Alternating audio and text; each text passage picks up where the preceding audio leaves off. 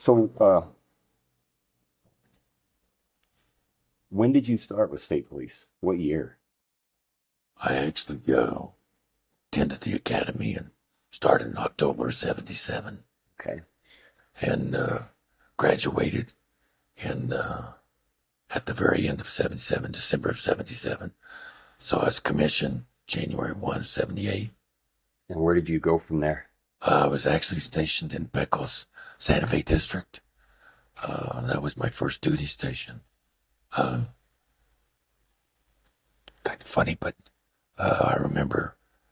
So when I got to Santa Fe, um, I didn't have a place to live or nothing. I actually showed up in my pickup. Drove in there that night I was living in Roswell, Right. and drove in civvies in my pickup. Changed into my uniform at the Horseman's Haven Cafe bathroom at about 6:30 in the morning, because I spent the night in my pickup, and I spent about 4 hours in the pickup after I drove in, but changed in my uniform and then drove over and got out. And so the acting commander was Major Redback. He was the major in charge of internal affairs. Mhm. So he was standing there, he was asking me and asking everything, where I was from, all that, kind of getting to know me. So he asked me, he goes, can you take care of yourself? I go, yeah, I guess. What do you mean? He goes, well, I hope so, because I'm sending you to Pecos. So I got stationed in Pecos, but I didn't have a place to live. So he started me with my coach officer, Alfred Arana, who lived in Pecos. And we started my coach officer tour. I had my bags, and Alfred's like, where are you staying? And I go, in my pickup. He goes, well, you can come stay with me. So we took my bags and took him to his house, dropped him off. And so we went on patrol. And that night, well, Alfred didn't tell me he was leaving on vacation the next day. So I got up, went, stayed at his house that night, and then they stuck me with, I think it was Mike Elias, because he was off as coach officer for the day. And then told me to drive Alfred's car. So I went back to Alfred's house, and they were gone, and it was locked up with my bags inside. So I drove over to Rick Martin. I knew Rick from the academy when he was there, and drove over to Rick Martin's house, knocked on the door, and I go, man, I need a place to stay. I got nothing. Come on in. So I stayed 7 nights there with Rick in one uniform, and I was washing my underwear, everything in the sink at night.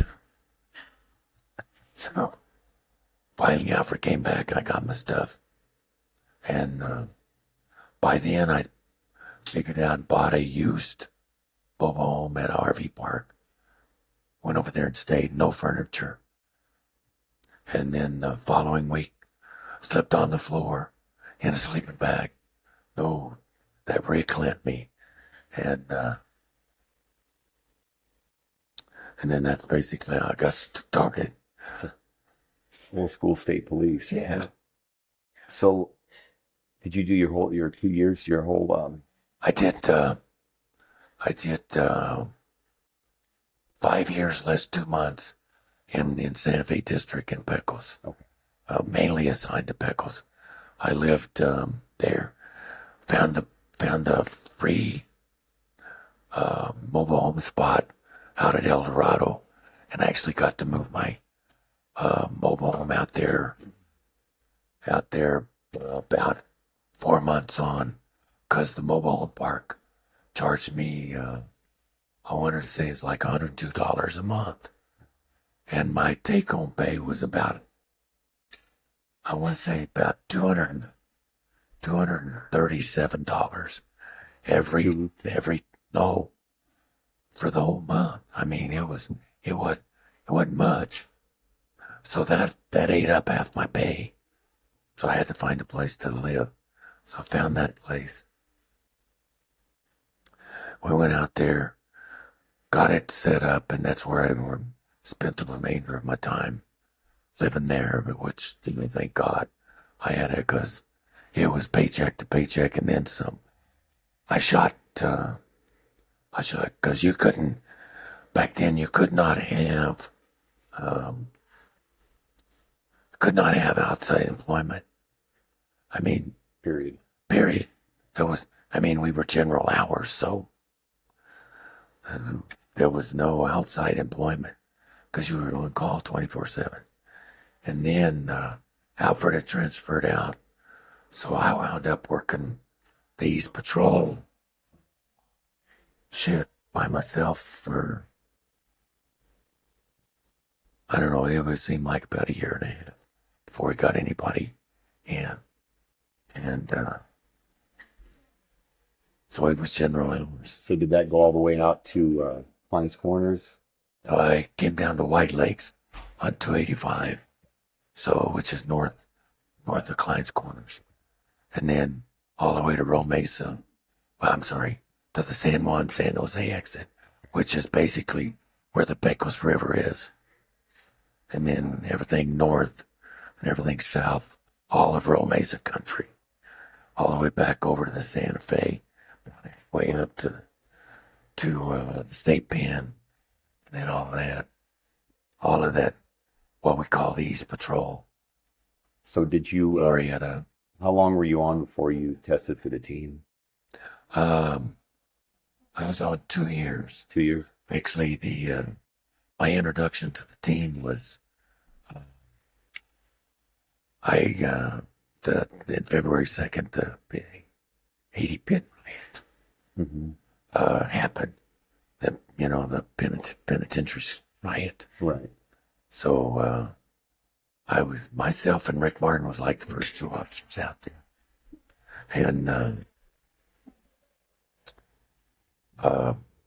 so we were there for the pen riot, and they called in the team, and somehow, well, I kind of knew Tim, and kind of knew a couple of guys on the team, knew Tim Sharp. So basically just kind of volunteered when they were making entry. They needed trailers because they had 22-man team of the state place.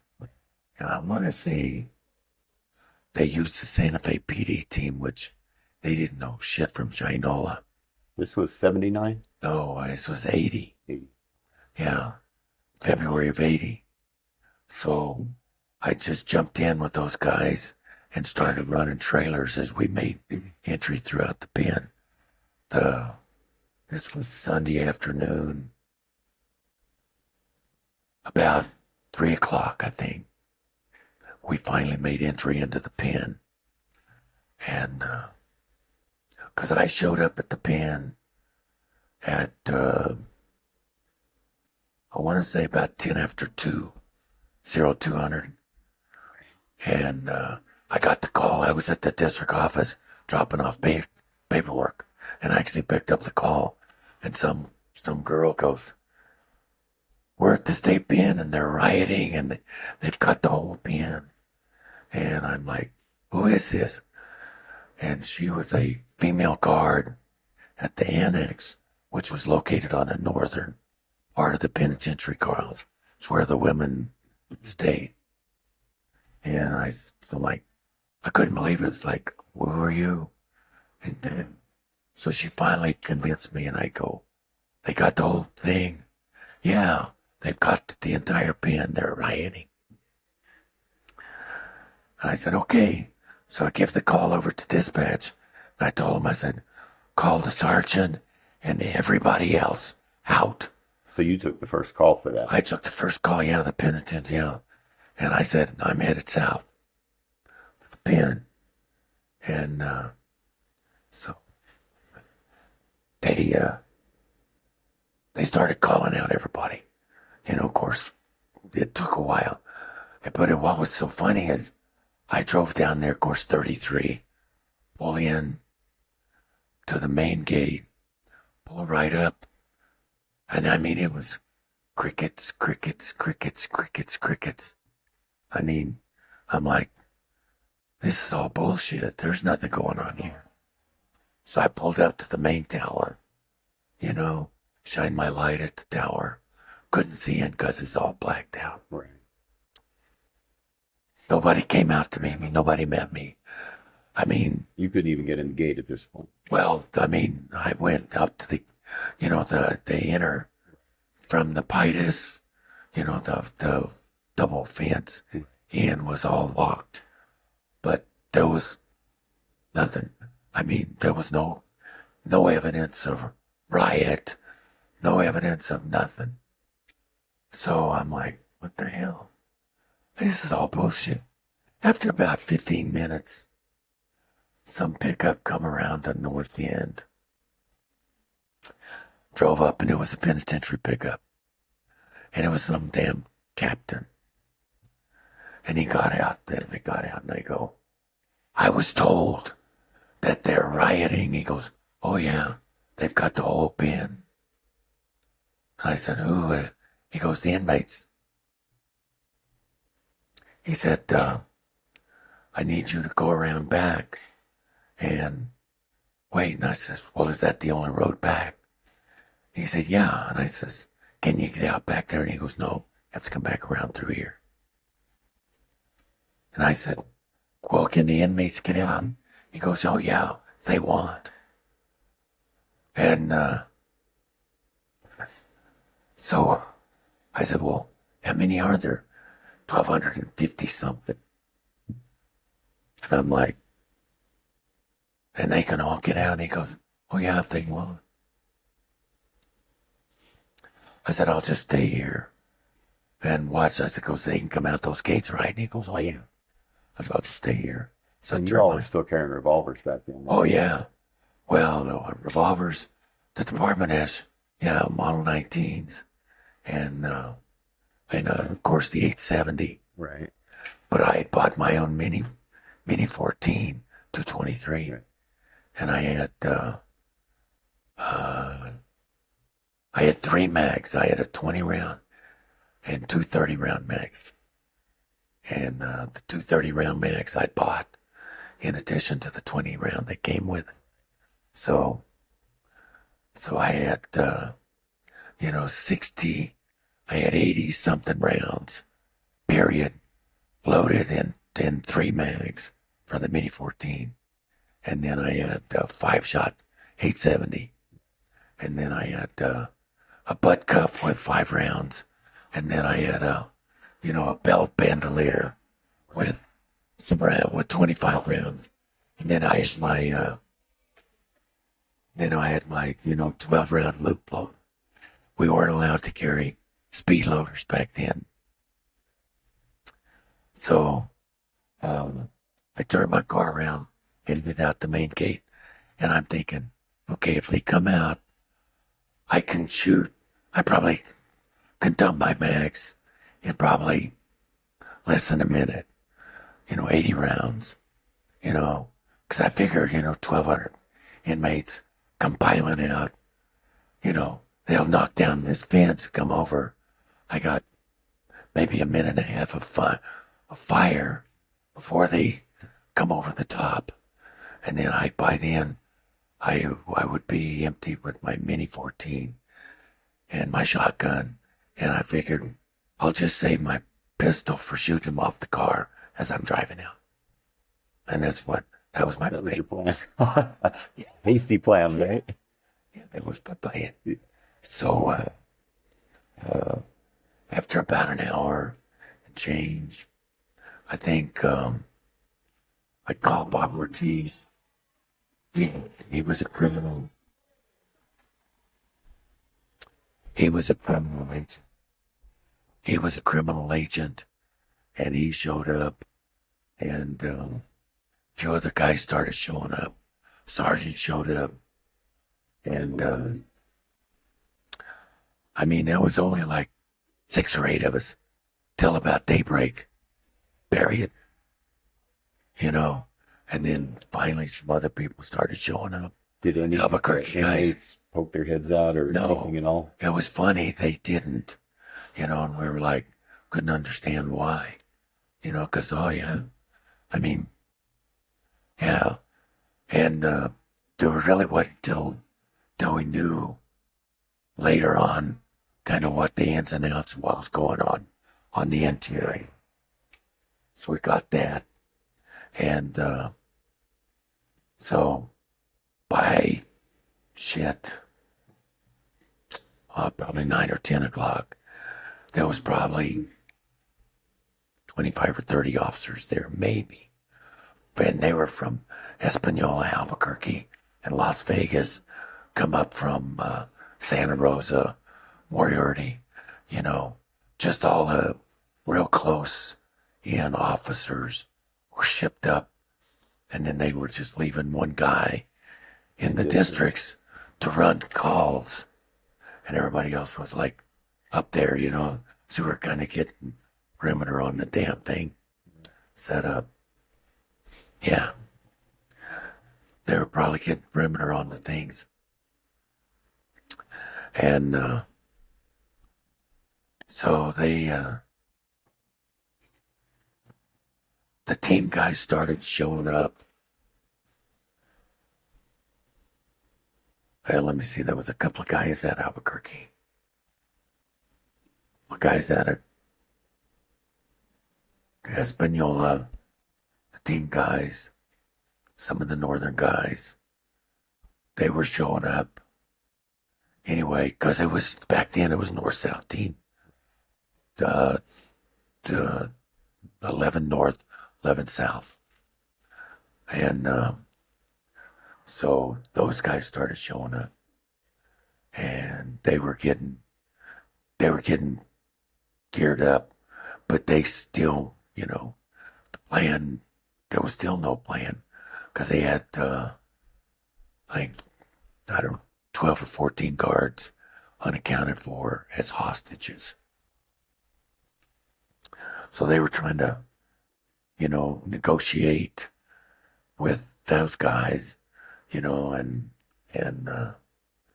I can't remember who was negotiation. I want to say criminal. Bob Carroll. He was a criminal captain. He was negotiation first. And then after that, it kind of changed over to the deputy chiefs and stuff. Because the inmates in charge, there was so many factions, the gangs. So there was they were fighting each other. Oh, huge. Right? So they would win out and kill the other guys. So the guy that was doing negotiation from inside would be dead or run off or something, and then some other gang member would be taken over. So they kept switching back and forth, you know, kind of like spinning the dial for negotiators. And so that happened all day Saturday into Saturday night. And by the end, you know, their fires starting and all kinds of stuff. And then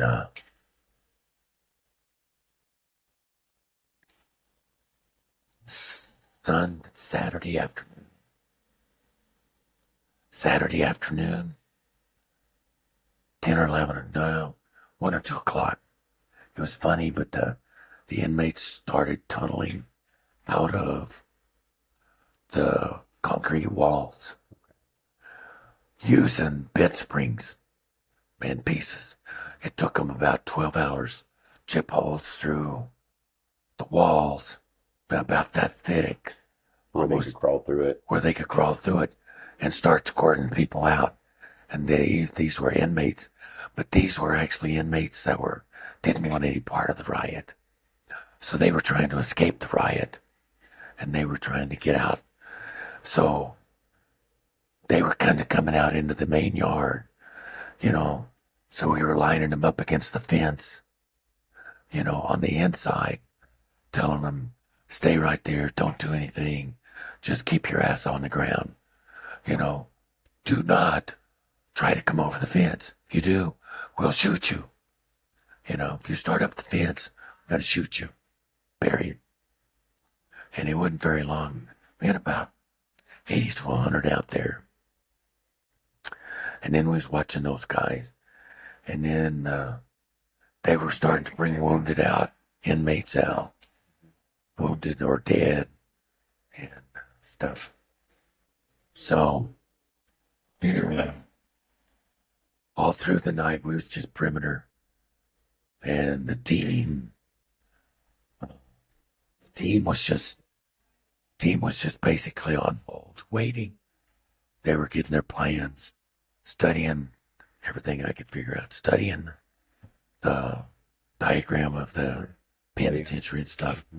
But, you know, so you had 22 team guys going to go in against, you know, 1,000 inmates, you know, with, you know, the end, you know, of course, the entrance, you know, you went in, the prison was separated into two segments.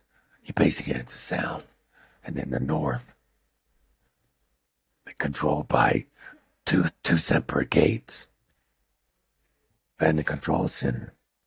And, but the inmates had control of everything. So, finally, I mean, it was like, because we're like ready to go. The National Guard came in. It was kind of funny. National Guard came in. Governor sent the National Guard. They came in, had their M16s, and they faced outward. Yeah, they came in, they offloaded into stuff, got out, and they faced outwards. And we're like, what the hell are y'all doing facing outwards? And they, well, yeah. So I'm like, all the excitement's this way. And the guy goes, they didn't issue us any ammunition. They don't have any ammunition. None. No ammunition. They weren't even trained for that. So they had M16s with 20 round mags and no ammunition in their guns or on their person. None. And how many of them were there? I don't know, there must have been 100, 150 guys from the National Guard that kind of separated and went out. And in retrospect, and I guess they were, basically a show of force to make sure that the civilian people didn't come in. Because by then, you know, everybody had heard, you know, it was all newsworthy. A lot of the family members of the inmates from the inside were starting to show up out there on State Road 14. And they were lined up, looked like watching a parade, you know. Right. So we were concerned if they were going to try to come in, you know, don't know what to do, you know. Most of them would probably just come in trying to check on their loved ones, on the inmates. And then, of course, some of the family members of the guards that were still hostage were out there, you know. And so anyway, about 3 or 4 o'clock Sunday afternoon, they finally give us word to go in. But by then, lots and lots of inmates had come out to surrender. To escape. Yeah, they're trying to come out. So we had like probably 300, 400, 500 inmates stuck on the inside of the perimeter and in places, And I'm assuming it was pretty cold in February. it was cold. Yeah, it was damn cold. And so they were out, and we were watching those guys. And then finally, the team were looking for trailers. I'm like, I'll go. Yeah, what the hell, I'll go. And so you got state police team, you had Santa Fe PD team. I think there was like 11 of them. There wasn't very many of them. And then trailers. And then we went in, and I don't know why, but after state police went in, then there was National Guard. Some National Guards went in as trailers. I don't know why, because they didn't have any gun, any loaded weapons. So we went in, and I was just got hooked up with the guys on the team, and we were going every which direction, and it was darker than hell. And we went through, shit, I don't know, must have been, just went through and started going, just clearing places. So how did you gain access initially? If they had control of Went right in the main doors. So you were able to open those doors? They were already open, yeah. They were already open. We were right in the main doors. Went to the main control center, and right outside the control center was the two main grates, access that controlled the south and then controlled the north. Those were already open anyway, because the inmates, just opened everything. Yeah, the inmates had the control center. So once they had the control center, they opened up. The inmates, it took them less than 10 minutes to chip using the bottom of a fire extinguisher through the supposedly bulletproof glass into the control room that they had replaced bars with. If they would have left the bars, they would have never gained access. But they took the bars out. I don't know why. Stupid tactics. Took them less than 10 minutes. Chip away. Once they did that, the guards that were on the inside, they hauled the house out, came out. Then the inmates had total control. They did that Friday night. So we went in, and I was just following the team guys, basically just doing what they were telling me. I mean, we were running into the inmates that was, they were armed with all kinds of edged weapons or clubs or all kinds of shit that they had found, And so I basically wound up running inmates out, shuttling them, back and forth. Get 5 or 6, have to take them out by myself. They're like, take them out by myself. And it's like, okay. So, it wasn't a real big deal. I mean, because it was just like, they weren't handcuffed. Right. You didn't have zip ties or anything. No, I didn't have shit. I mean, basically, it was just word of mouth. Don't fuck up or I'll kill you. If you turn around or you do anything I don't like, I'm going to kill you. Because I've got a gun, you don't, there's 6 of you. I'll kill you. So we took him out. And most of them, they were just like, okay, really didn't have anybody, want to fight or anything like that. The guys that wanted to fight, team pretty took care of that. By the time they got to me, up front, personal, they did whatever necessary. But we went through. It was Sunday.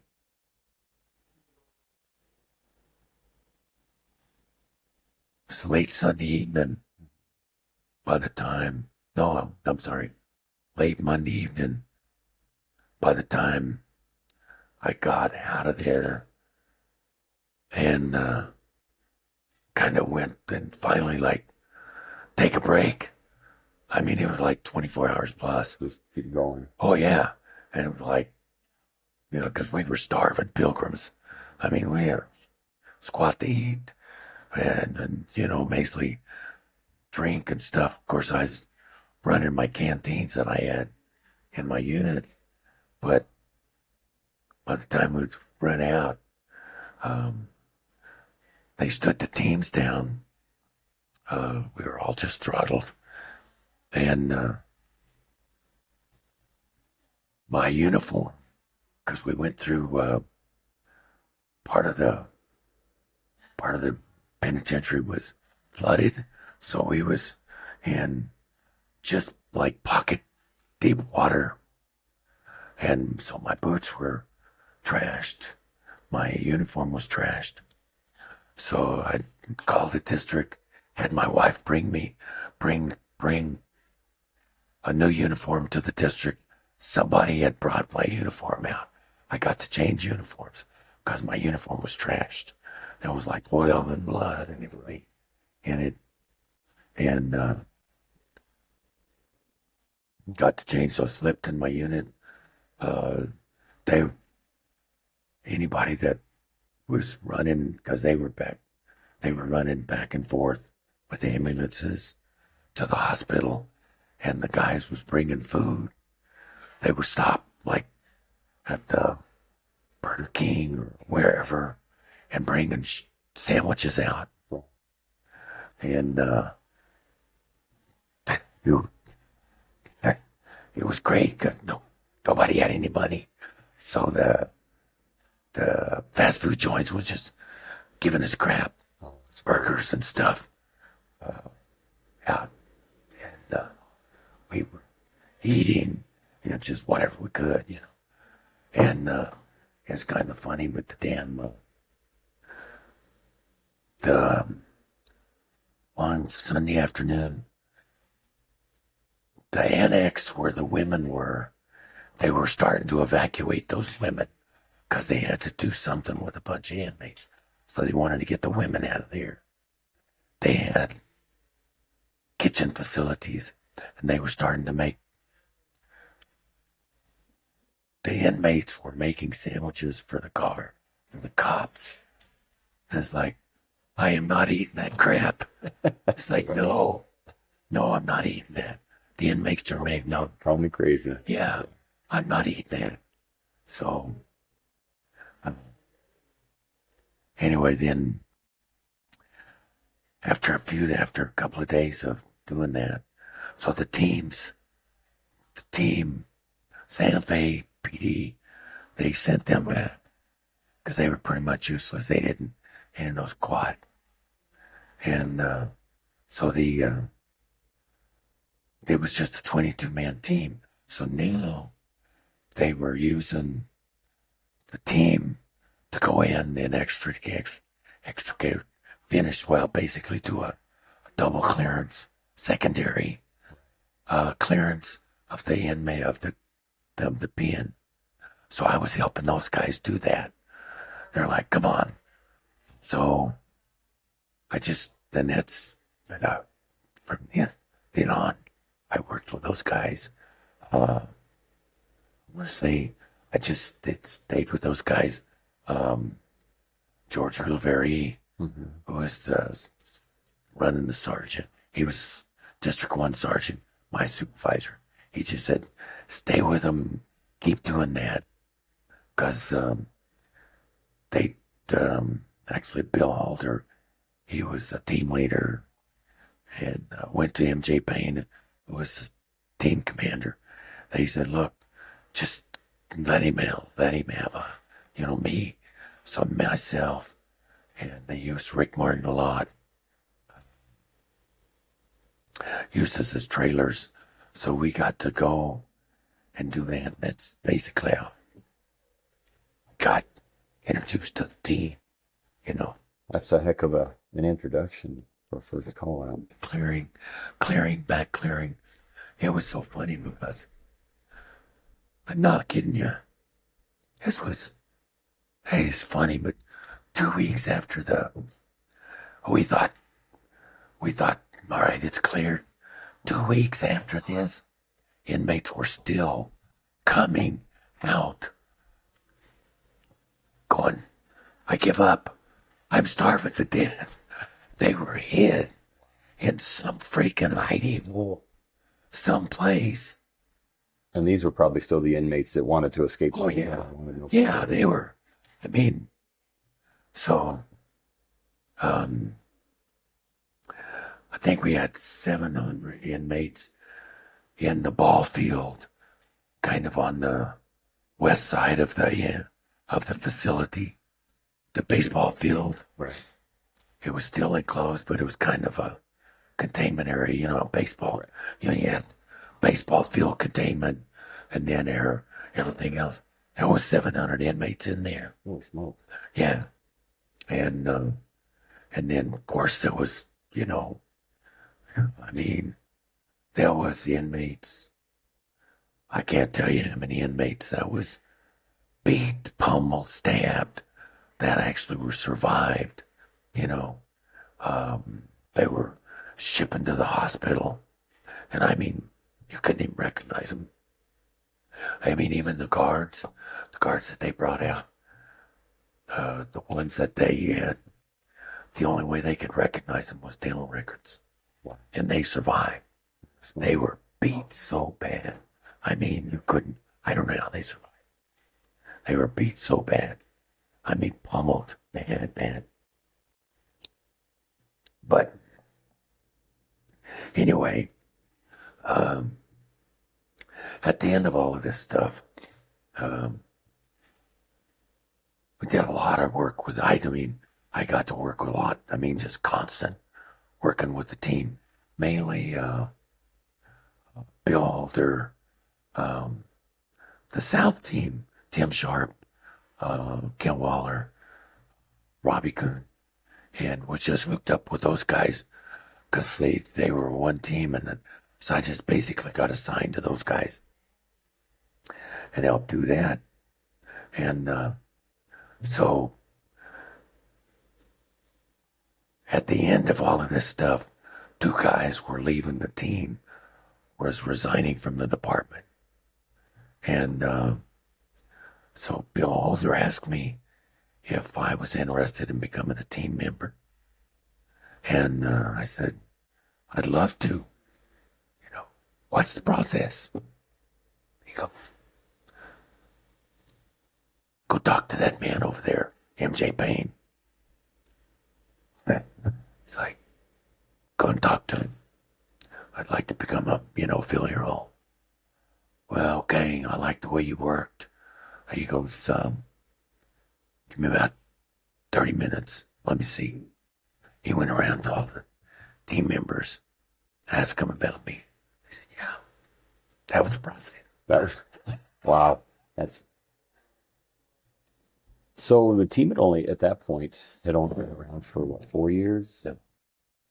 Since 75. 75, so 5 years. Yeah, so, 75, 76. And, I mean, back then they were only running,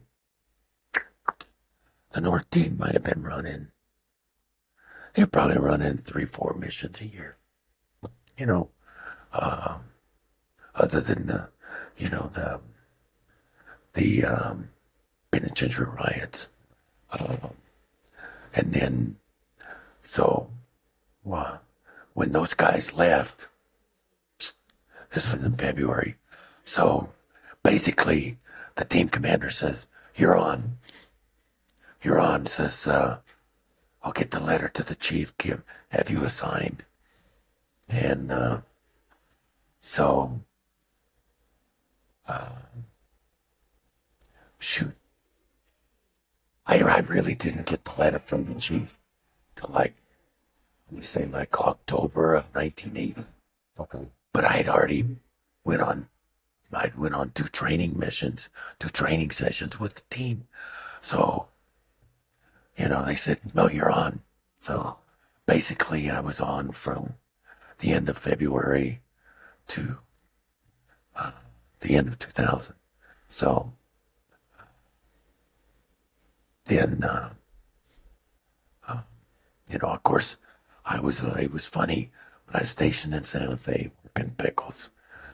And I was assigned there was one opening up north on the north team, one opening on south. South team.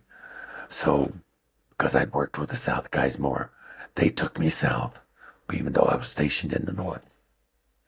So Bill Holder was my team leader. MJ Payne was my team commander. And then the other guy that filled in was Felix Valdez. He was assigned to the north team. Felix might have been in Espanola, or maybe he was Albuquerque. Might have been Espanola. Anyway, then later on he went to Albuquerque, but we were the only two guys, first guys to ever, replacement since the original 22. And then, so I got stationed. I transferred to Eagle Nest, but I was still on the South team. Yeah, but I was still on the South team, but anytime the North team got called out, I was close. I went. Anytime the South team got called out, I went because I was on the South team. And so it was great because I got double whammied, I got more missions locked in than just about anybody on the teams because I was working both North and both South. And so after a few years, the MJ Payne retired. Bill Holder took it over. Tim Sharp became the team leader.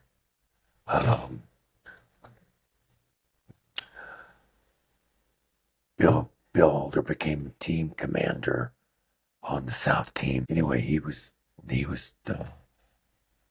lieutenant up in the Raton district, and he became a leader of the North team.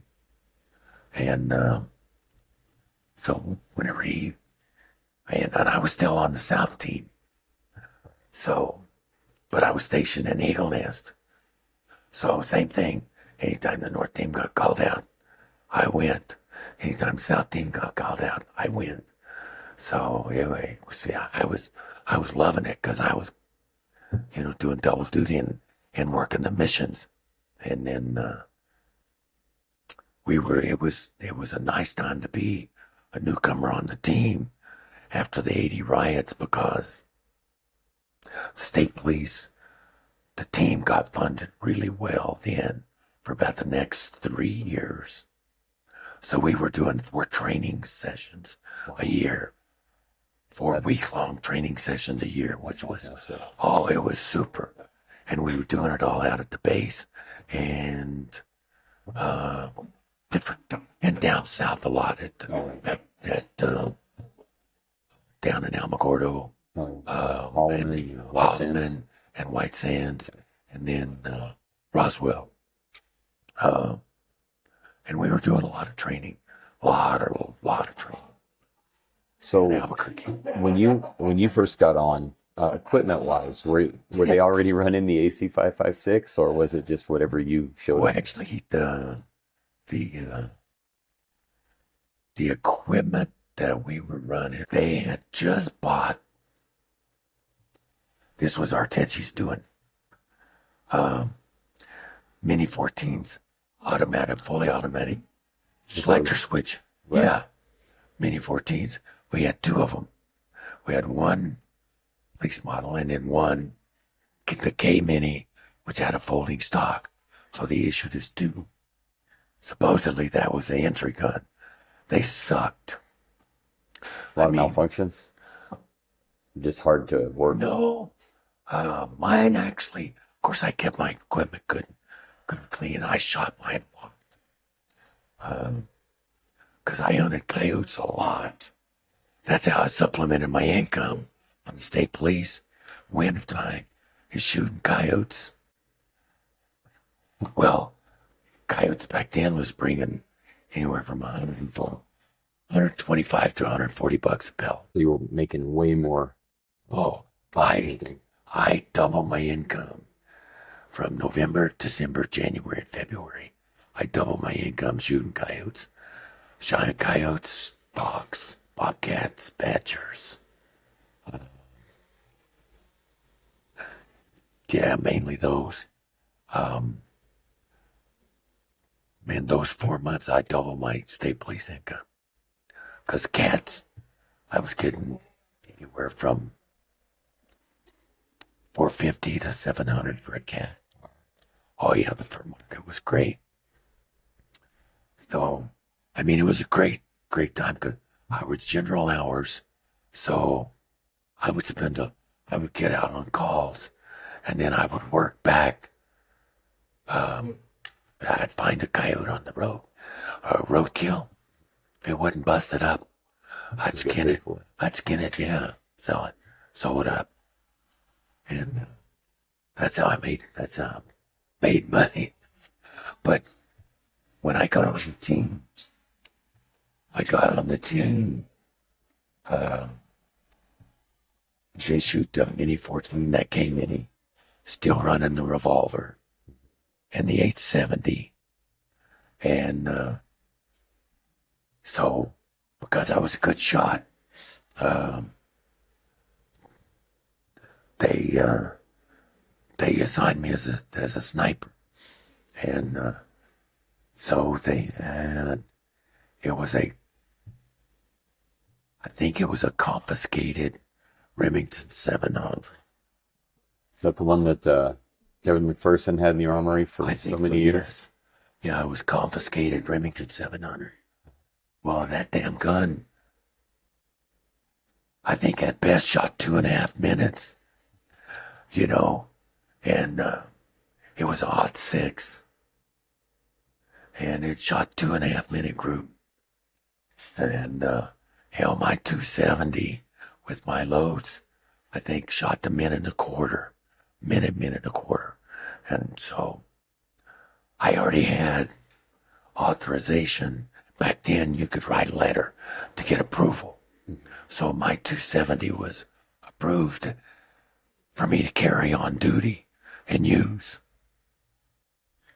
So I just rolled it right over into the team and used that. And so I had that.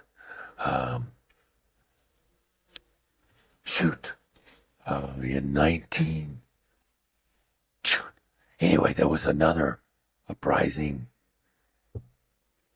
And I want to say it was in the fall of 1980. Fall or winter. It may have been in the summer. Can't remember. But they killed an inmate. Killed a guard. The inmates in one of the cell blocks on the north, they rioted and killed a guard. Man, beat the living hell out of a couple of them. Just really all but killed them. Killed another inmate or two. Anyway, the team got called out, and I was there, and they sent me and Rick Martin. I was a sniper, and they sent Rick Martin up there as a spotter. He wasn't on the team, but he was sent up there as a spotter with me on one building south of the target building. And they said, it's kind of funny, but they give me a picture of this inmate. He's the leader. If you see that guy, shoot him.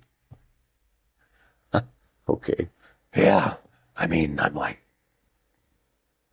shoot him. If you see this guy, shoot this guy. Yes. Shoot this guy. Yes, sir. All right. Well, I mean, luckily for me, the windows was that thick milk glass. You couldn't see through. You couldn't see through it at all. At all. And they only would have taken 8B rounds to get through it anyway. Because it's like double pane, real thick. So there was no shot, nothing at all, but I still remember that today. If you see this guy, shoot him.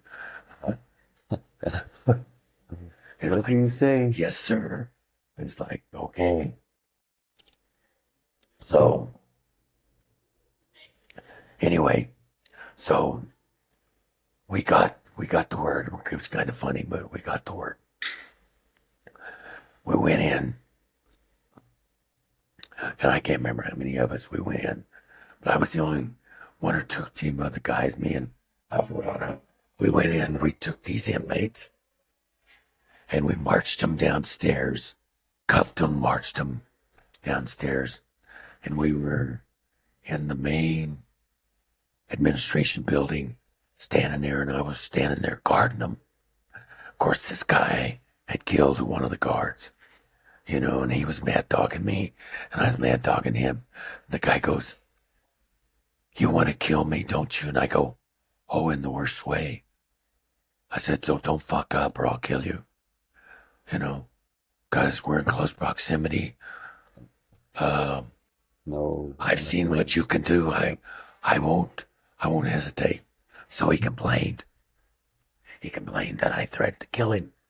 So yeah, I remember. It's like, did you threaten to kill this guy? Absolutely. Yes. Absolutely. Because I wanted him to know I meant business, that I didn't want him to screw up. Because if he did, I would have killed him. Because we were in real close proximity. I couldn't get the fight over weapons in close proximity with others, with 6 or 7 inmates right there, you know. And I said, yeah, I'd have killed him. But, so I had my Mini 14, my K Mini 870, my Model 19, and my personal 270. And we ran with that for years. So when we went on missions, it was so funny because, you know, we were shorthanded. When the North team got called out, I was the only guy they would use from the South team. So, or when the South team went, I went. So I was, but the teams really didn't, tactics was kind of screwed up. Just really learning. Instead of just calling out the whole damn team, it's just call out 11 guys. Well, you had the perimeter guys and you had the entry guys. Then once the entry guys started making entry, the perimeter guys came in and followed up as trailers. Well, when I was on sniping, I had high ground. So I would be on high ground, get on high ground, running with my 270, you know. Okay, I've got the front door. Make your approach. Okay, we're set. All right, get your ass down here. I would pull my bolt, leave my 270 there, grab my Mini 14 that I had, you know, that I'd slung because I had to double carry. Haul ass down there, make entry with the entry team, secure the scene, do secondaries. After everything's done, then go back up, get my 270, the next film. So that was the funny part, you know. And but most of the time we only had one sniper, at best 2. Mm-hmm. And you wouldn't have an observer because there was no observer. No, there was no observer. I mean, we only had, you know, 10 entry guys. The team commander, he was there, but he didn't make entry unless he had to, and he was a trailer. I mean, and that's the way we ran for years. Finally, we started merging the teams. It's like, we got to merge these teams. We got to do away with. Well, it probably helped with tactics, right? Yeah, because you had 2 different. Right. We got to merge the teams and just start calling out, you know, as one team. But once everything started kind of going that way, then you know, then when we started merging the teams. So following on that, you merged the North and the South team and started training As together. one team, right? So when I came on in 97, you all were already working tight with APD. Yes. Interagency cooperation. Yeah. What's funny is I think that New Mexico State Police and Albuquerque PD were probably way, way out ahead of the whole nation on that. Because we were probably second to none other than maybe Los Angeles and maybe LA County. Because, our tactics, like I said, our tactics, we were training back then at the NTC, I'm sorry, CTA. right. We were doing lots of training with CTA back then. And we were, of course, CTA had their adjunct instructors was all LAPD SWAT, the original Ron McCarthy, Apreciado, all of those guys, John Helms. So they were all out there teaching. They were all there, the adjunct. So they were teaching us. So us and APD was the main people who they were teaching, in addition to the DOE guys. But we were working real hard with those guys. So what year do you think you started running calls together like that?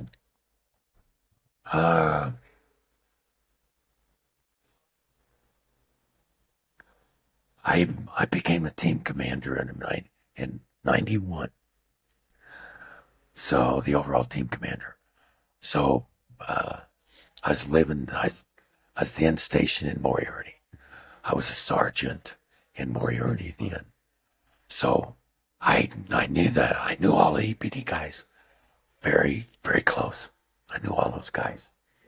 And so when I became the team commander, I went in and I said, look, because they only had a 10-man team, and I knew it.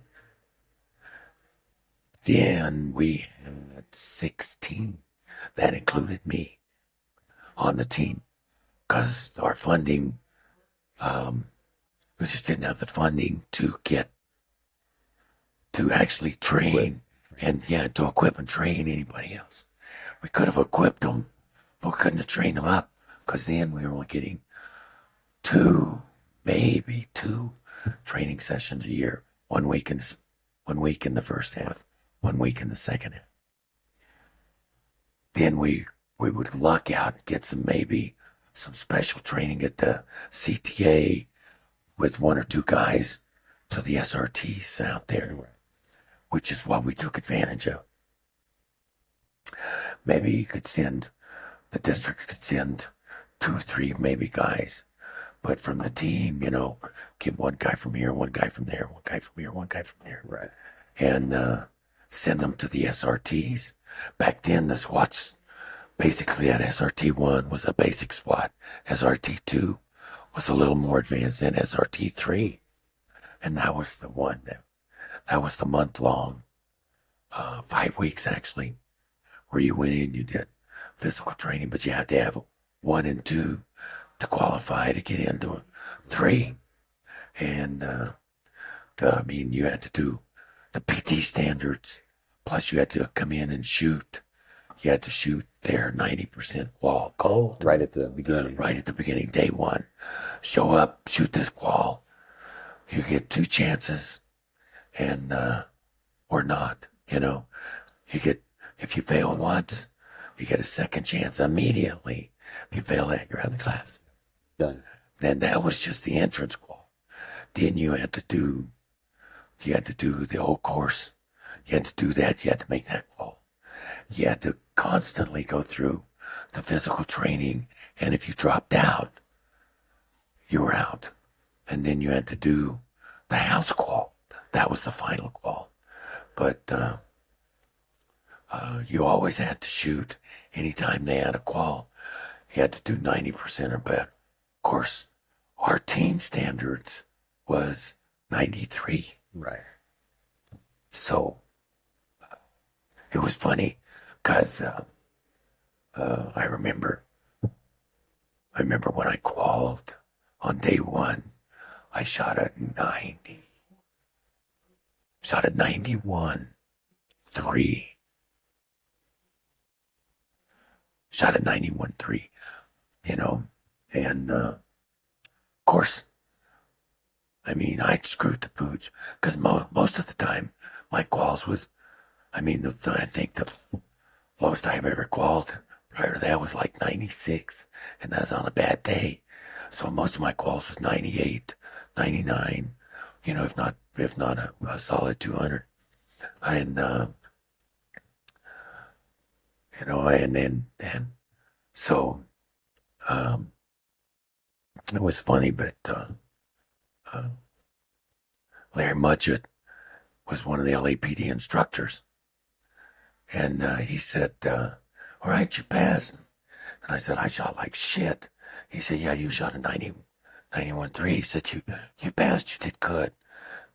And I said, "I didn't qual."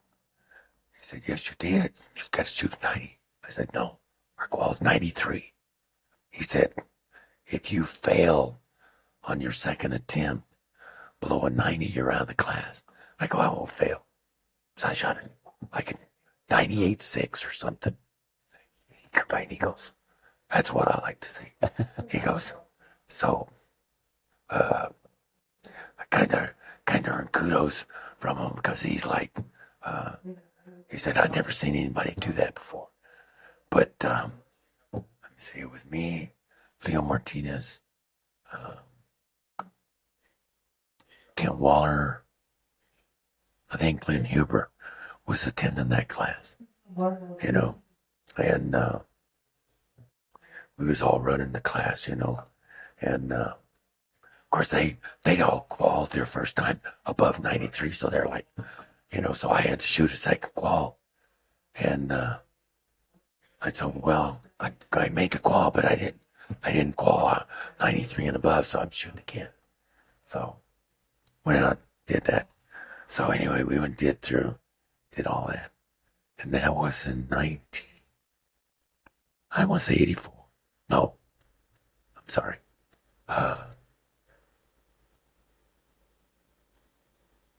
87, I think. 87, I think. 87. Maybe 88, something like that. When we did that, because the CTA didn't open till about like 85 or 86. So we were, yeah. So you were all going out there pretty right from the beginning. Oh yeah, they were tickled to death to have us out there. Well, the guys that were training out there was the next state policeman, Jack Jones. He was one of the lead instructors. Jack's state police through and through. Always has, always was, And, so he's like, come on, come on, come on. So anytime he could get state policemen in the classes, he would do that. And so, we pretty much had carte blanche anytime they had openings, or they would make openings anytime we could send. So you guys, Oh yeah, that's shoot great. you. And and I mean, it was great training. I mean, top of the line training, because like I said, the instructors was the LAPD SWAT guys, the originals, and they were running all of the West Coast doctrine and everything, and hostage rescue, trick threat, and building entries, dynamic entries, where the East Coast was, still running, circle the wagons up and basically no dynamic, limited penetration and very little dynamic entries. And so we were doing a ton of that. And then once we started, once I got as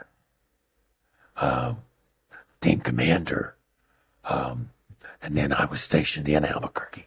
That really helped because I was right there. So I worked excellent with the Albuquerque guys. Their team is just like, I was basically on their call list on my pager. Of course, we were running pagers back then.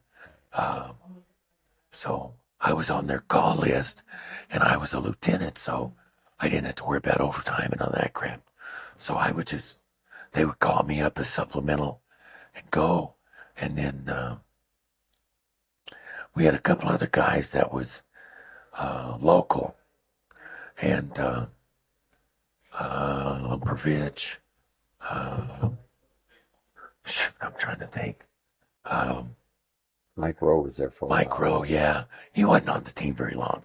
And, but we would get those, on big events.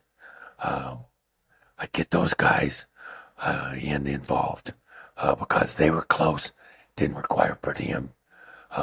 Actually required very little overtime, if any. And the only thing I had to do, just call headquarters to, back then, I believe it was Steve he was the special operations commander. It was either him or, yeah, him or one of the other designees. Mike Francis worked that a lot of times. I just called him and notified I'm going. Yeah.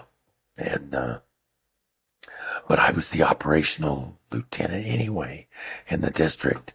So I was, anything that was running in the district, I was in the middle of anyway, so it didn't matter whether it was team matters or major district events or whatever. I was just in the middle of it anyway. And so we were, shoot, it wasn't very long. We were running almost every mission with APD, almost everyone. Either me or 3 or 4 others or the entire team, because, a lot of barricade suspect situations and stuff, manpower intensive, especially when they start running lengthy, because it's either cold or hot, on or off, with 10-man team in Albuquerque. It's like we supplemented their guys, so, and we were right in with, they could interchange, we could interchange. We didn't fart whine or wheeze, you just jump in and go. And that's what, when I came on the team, that was the way we were Right. running. And still to this day, it's just starting to gain momentum where other agencies are doing that. I remember maybe 5 or 6 years ago, 10 years ago, people, really, you guys are doing the same call outs. I said, not just doing the same call outs. We're integrating in the stack. It's just APD, state police, APDs. It just doesn't matter. Right. You line up and you go. Yeah. So it's really neat to see that we were way ahead of the power curve on that. Oh, yeah. I mean, and I tried really hard with BCSO to integrate with them.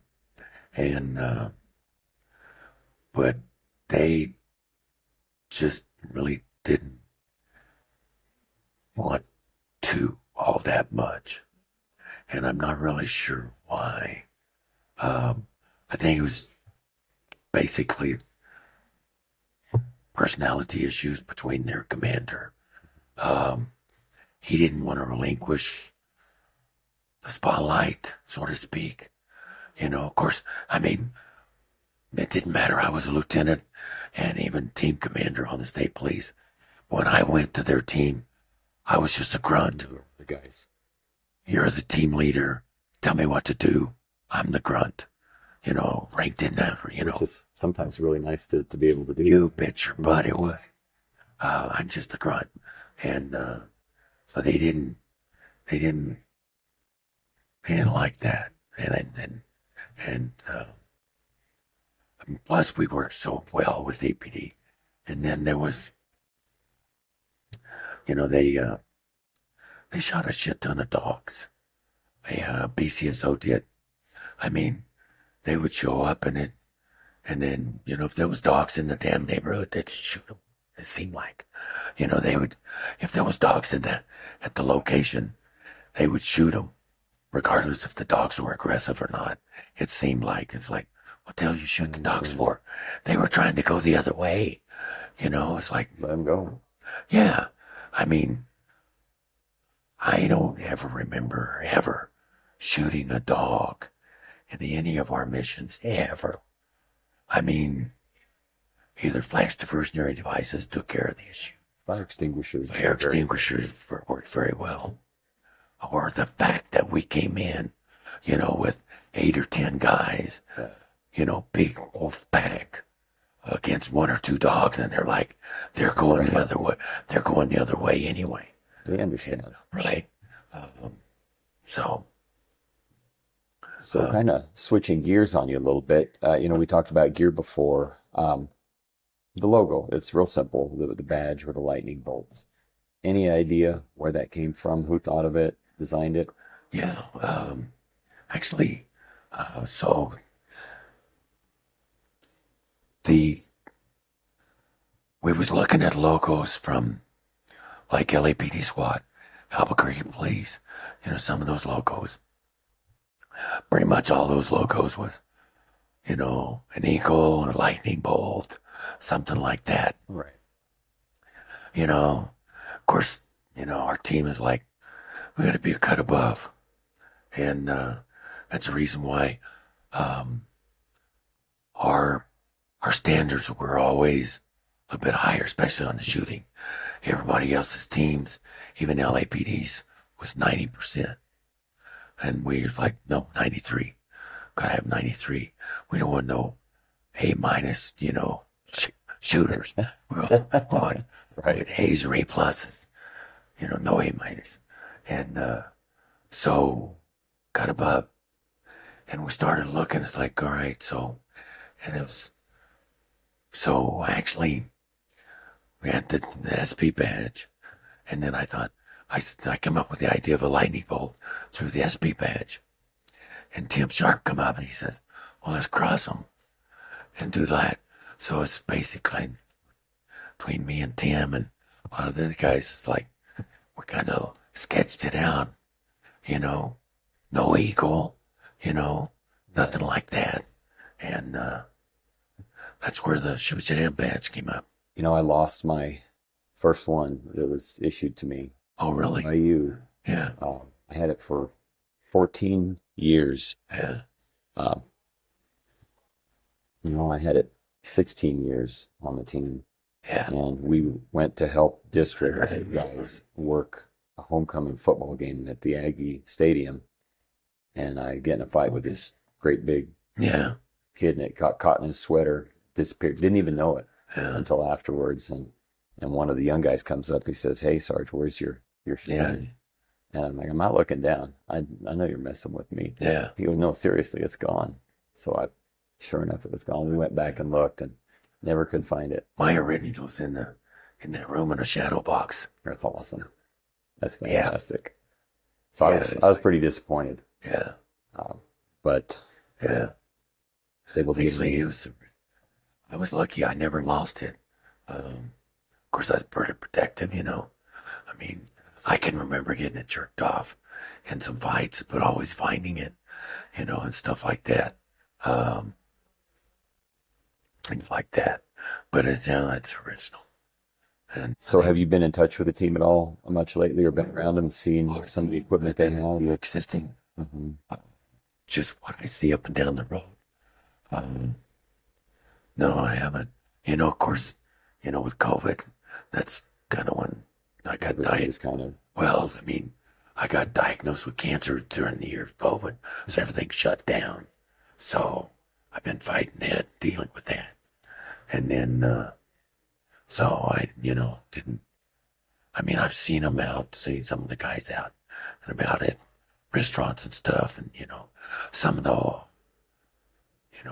older guys back then, knew who I was. But I doubt anybody knows who I am now.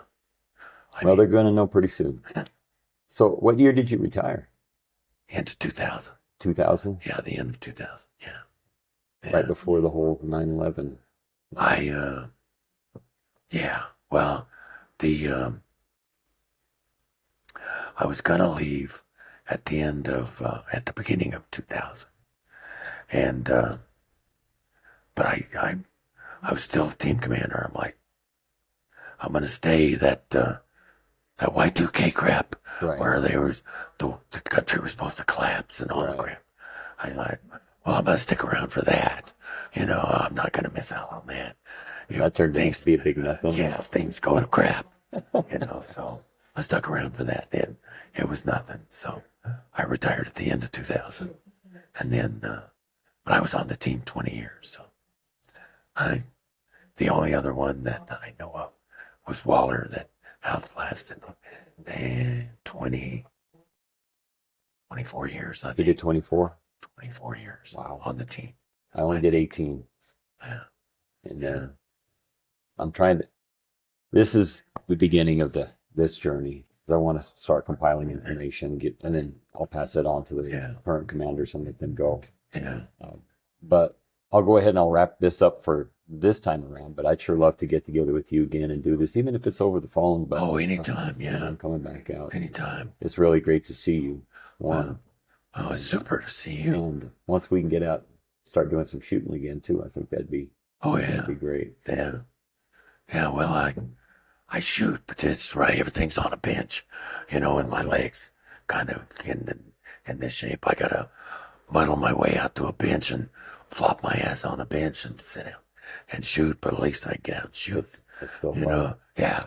So still working that angle.